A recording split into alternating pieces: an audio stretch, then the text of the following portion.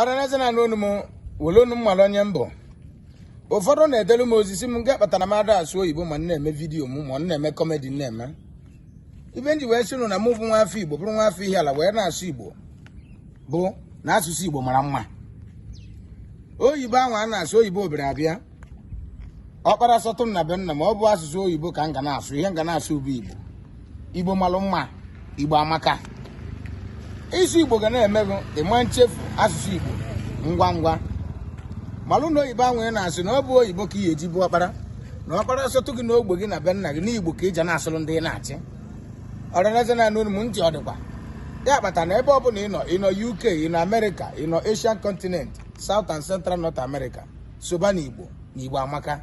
Asụsụ Igbo anyị amaka maka na Echukwu ya emere ebere ka ọ ya emere ebere. Ntị Odikwa ya gazie. Thank you.